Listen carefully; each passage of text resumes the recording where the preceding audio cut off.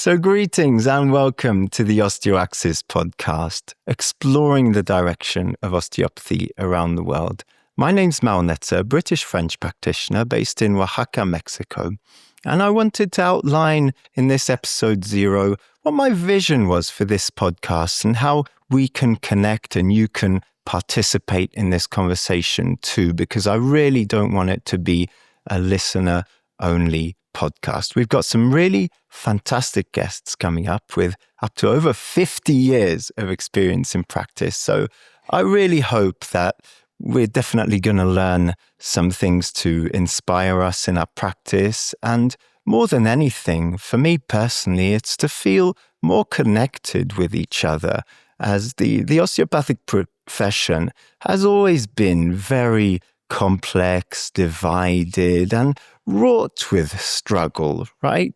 Right from the very beginning. I mean, it was born from struggle of Papa still here and has always struggled in whatever country it's found a home, to the point where it's a bit ridiculous and to the detriment of our profession having a sense of identity and unified support, much to the delight of our detractors. So I feel like we do sometimes almost forget that we're on the same team, the team of helping the patient, hopefully, right?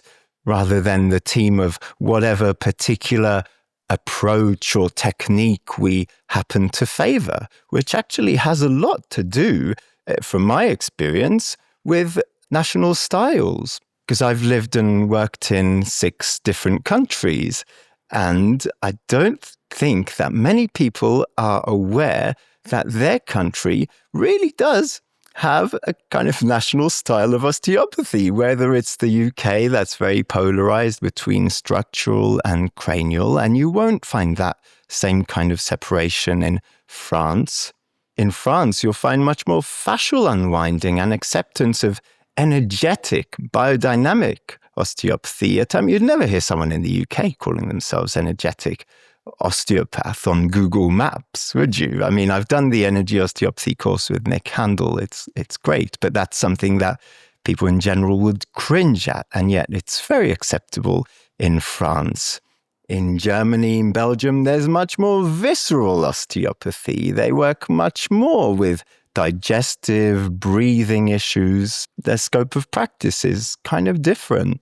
And then, of course, I'm really looking forward to speaking with our colleagues in the US, who have to deal with the complete scope of practice of being a general family practitioner applying osteopathic manipulative medicine to all kinds of conditions. And then curiously, in Australia, osteopaths can put the prefix doctor before their name. So what does that change? What's going on there? There's so many questions I want to ask people about how it is to practice where they are, how osteopathy has evolved a particular flavor, and what osteopathy as a living, evolving, dynamic profession means to them, not just within the practice room in their role with patients, but outside of the clinic. How has osteopathy changed your general outlook on life and your relationship with your own body?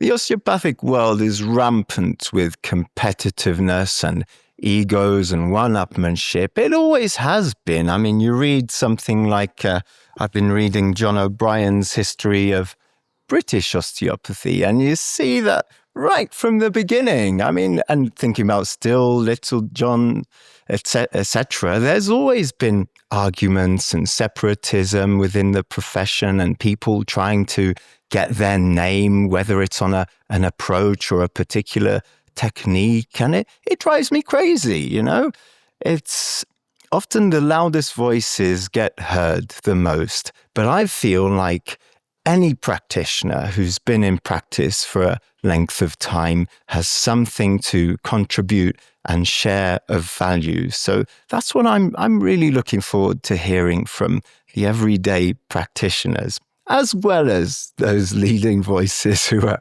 exciting and interesting.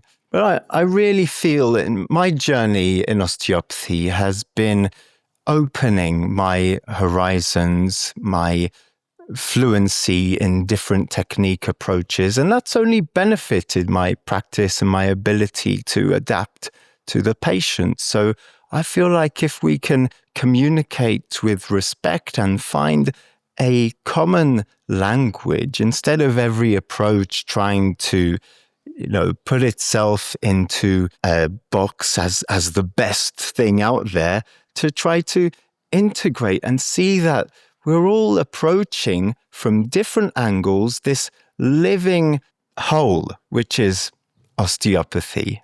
And so I'm trying to invite guests from as varied and different osteopathic approaches and places in the world as possible to hopefully help foster a greater sense of friendship, unity, and community and conversation among us. And I'd really love you to also join in that conversation, which is why I've worked really hard on making a website, an online platform, osteoaxis.com, where on every episode you'll be able to go and comment your insights, reflections, views, or suggest questions for upcoming guests.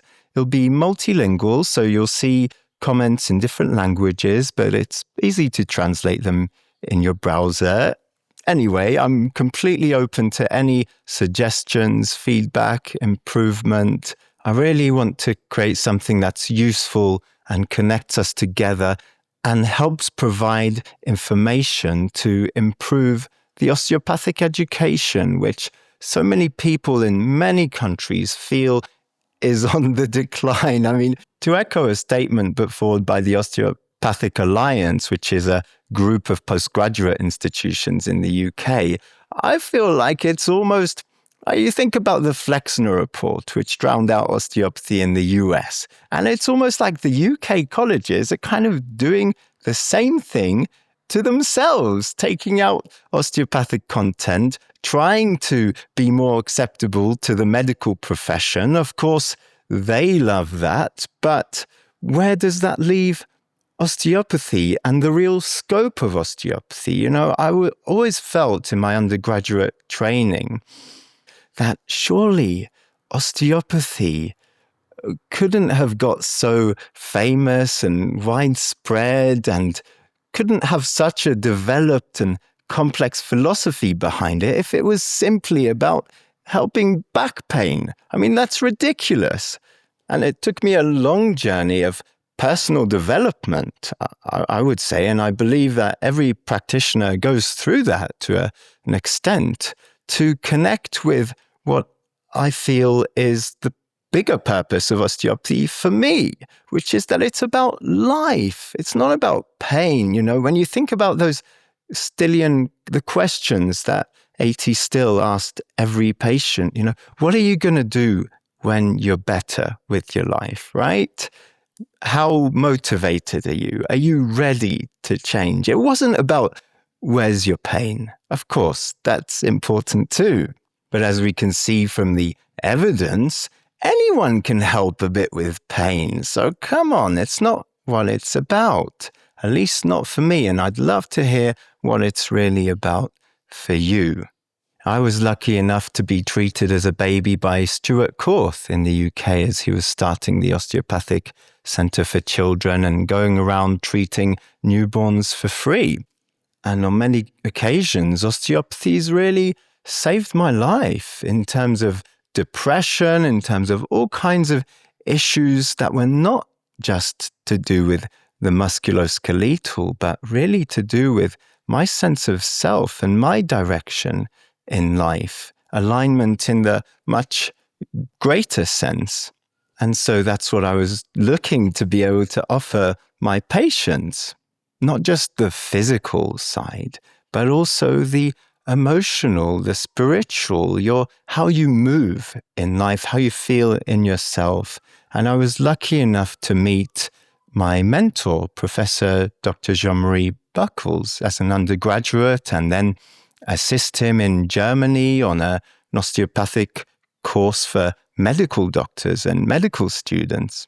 And that really filled in a lot of connections and built bridges for me between the disparate, separate kind of technique approaches that I'd learned in the UK, in France, of structural, cranial, fascial, visceral, and connected them together into something that is a conversation and a journey with each patient in a person-centered way, not a practitioner-centered way. It's not about what technique I like and I want to do. It's about how can I be of help on a practical level for the patient. And I hope we'll all agree that that should be the main focus, the main goal. It's not about us and our ego and what we say we do and what we call it. And it's about the patient at the end of the day. And I feel like it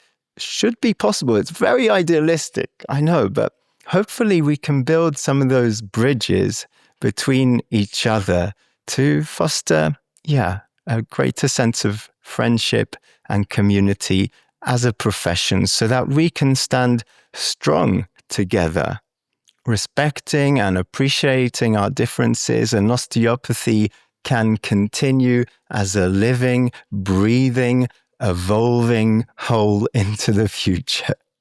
So please let me know if that makes sense to you. And if you have any suggestions or comments, you can do so on the website. And I'm really looking forwards. I hope you join and connect with us.